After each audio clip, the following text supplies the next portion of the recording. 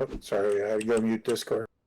I can see you're new to the game. If you want, I can walk you through the basics of how to play. All right, sure. I'm a nice guy. Actually, it's what I do for fun. So, welcome to Foxhole. Yeah, welcome to Foxhole. All right, so we'll go through basic combat first, which is over this way. All right, so this is an encampment. It's a type of base. These allow you to set your spawn location at them, and also these are where you would go to get your gear that you want for combat or logistics or whatever you're doing in Foxhole. Now, this kind of base is actually one of the least common ones in the game. Unfortunately, the ones that are really common are not here in the tutorial zone for some reason. But that's I don't know. But either way, what you do is walk up to the base and press E to open up the menu. Then to set your spawn, you can click the little house-shaped button that's in the bottom of the center panel. Now press 1 to get your rifle out. And if you want to attach your bayonet, press F. There we go. Alright, so just hold down right mouse button to aim and then left click to fire. Oh, first you have to load your weapon. Press R. Sorry, minor details. I've gone into combat with an unloaded weapon before. That's also embarrassing. Yeah. Oh yeah, we all do stupid shit in this game, trust me. Alright, so the first thing you're going to notice is that the crosshairs are growing and shrinking while you fire, so that tells you the accuracy of your weapon. Different weapons have different levels of accuracy. This one we have is pretty accurate. There's like the sniper rifles go all the way down to a pinpoint. You'll see it even more if you kind of move around while you're aiming. You'll see it expand. So the amount that your bullets spread is equal to the size of the crosshairs if you draw a little imaginary circle around the outside of the crosshair. Alright. Now, there's a thing called weapon stability, which is a measure of how fast your crosshairs shrink when you're aiming. So, in a way, it's kind of all the gear does have weight to it. So, if you're walking around with too much gear, you're going to be just an easy target, and you're kind of delivering supplies to the enemy.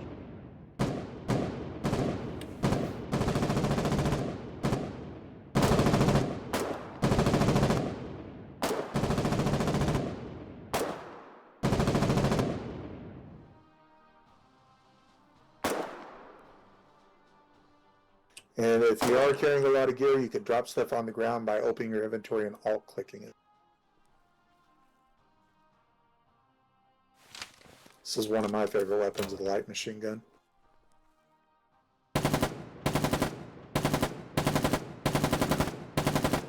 I use it more for destroying structures than people, but it does do a lot on people. Alright, so you're going to notice one difference almost right away. The grenade that Ray threw is the Mammon, which is the anti-structure grenade. It explodes on contact with its target. It has a very distinctive sound that you want to learn over time. The one he just threw now is the Bombstone grenade, the anti-infantry one, and it explodes after a 5-second timer. That's the reason why you usually have a couple seconds to run away from the grenade. Now you can cook it so that you don't give them any time to run. Just do that by holding down the left mouse button a little longer. If you hold it down too long, it will explode in your hand, and then everybody gets a good laugh at you unless they're standing too close.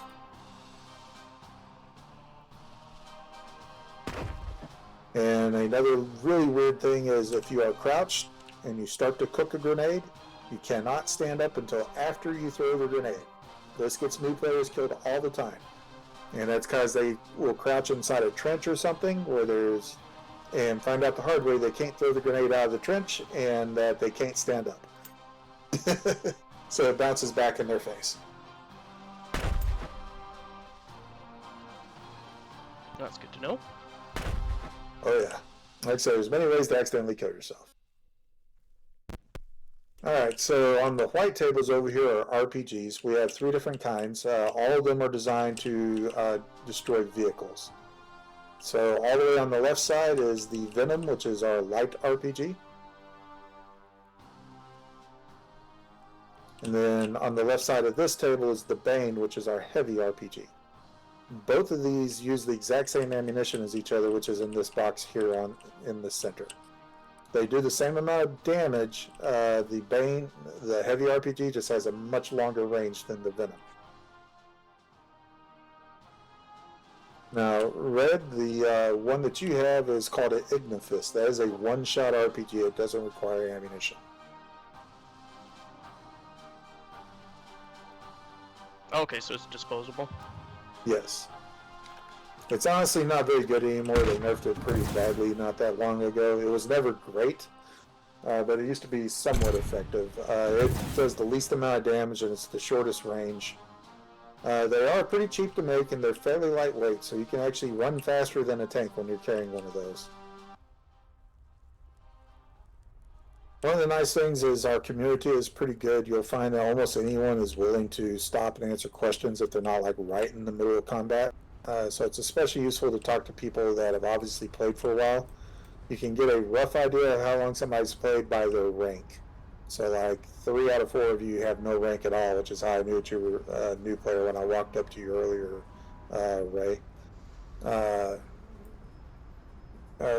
But typically, like the officers are usually people that have played for a while. It's no longer quite as easy to measure that way as it used to be. Because you can, hold on, what's this? Sorry, somebody was messaging me.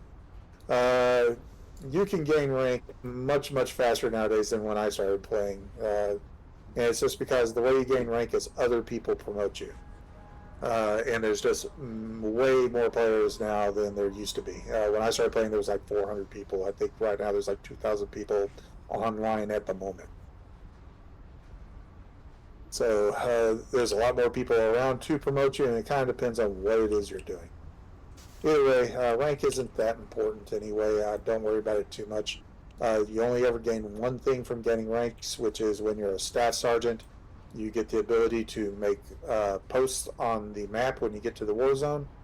And also at Staff Sergeant, you can create your own regiment, which is like a guild or clan.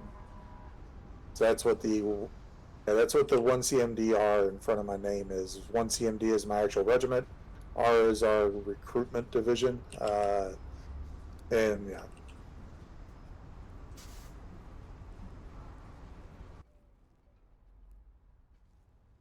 Okay, that's handy. So this game strongly awards cooperation. Most of the game is designed around team play. So generally, you can play solo and have fun, and there's some things you can do that are fairly effective. There's honestly some things that are impossible to do if you're not part of a squad, like amphibious operations and artillery and stuff like that, or at least working with other people. So it takes a minimum of 2 people to use artillery. Really, you want 3 per gun. So I do advise always joining a squad whenever you got, especially if you're doing combat. If you're doing Logi, you can do it solo. I do that pretty frequently. And like medic is a good role for solo players and stuff. But the game's more fun when you play in groups, to be honest with you. At least for me.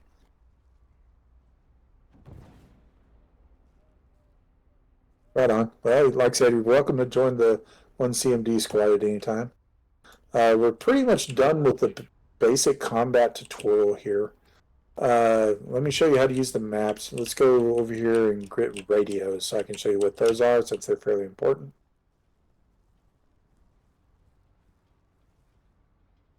We're circling right around to the beginning of the tutorial. The area that we were standing in was the Logi tutorial area, but honestly, if you want to learn Logi, it's best to learn that out in the war zone.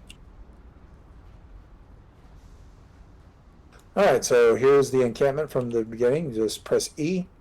You'll see an icon of a radio in there, so everybody grab a radio, but do not equip it yet.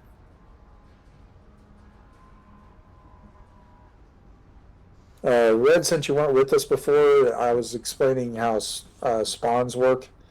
So once you set this as your spawn point, which you do by clicking the little house-shaped button in the bottom of the center panel, every time you respawn, it's going to consume one of those little shirts that you see in the stockpile. The shirt has to be in the stockpile for it to work. If it's in the camp inventory or your personal inventory, it does not work. There are some other differences between inventory and stockpile. The main difference is the stockpile holds way more stuff than the inventory, but pulling things out of the inventory is instantaneous, whereas you saw the stockpile has a little delay. Damn, now I have to think. So like any other game, Foxhole has its good and bad sides. The bad side is it can turn into a job, and you will get burned out if you let yourself get too far into that aspect of the game. The good side is if you get bored with what you're doing, there's a million other things you can do. If you get tired of fighting straight combat, you can go do logistics, or you can go artillery, or go drive a train, or whatever.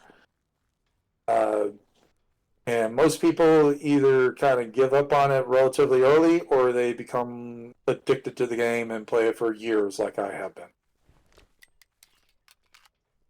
It has a lot of cool aspects, especially the logistics side of it. It makes it much more realistic than most war games, as a large part of the game is all about cutting off the enemy logistics.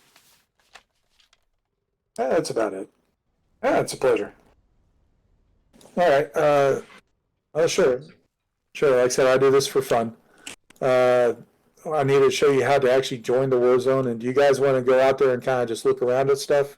Or maybe get into combat or logi or whatever? Yeah, for sure. All right.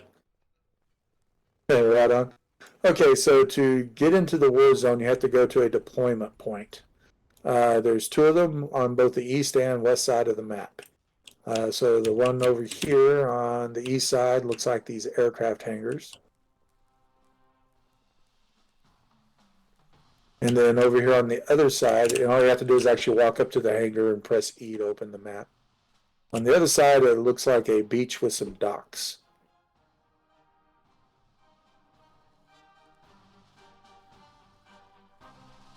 Oh, there you are. Thought we lost you.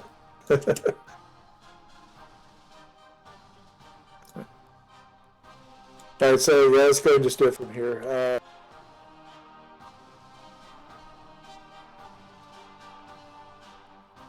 And those are all the places that you can spawn to out in the war zone. So those diamonds do give you some information. The larger diamonds, the larger the diamond is, the more people that are in the territory. Remember, the territory is the subdivision of the regions. The ones that have the little white flashes, it means that there's active combat in that territory. Occasionally you'll see one with a red flashing circle. That means that there's active combat and we are badly outnumbered. So it's kind of like an automatic call for reinforcements.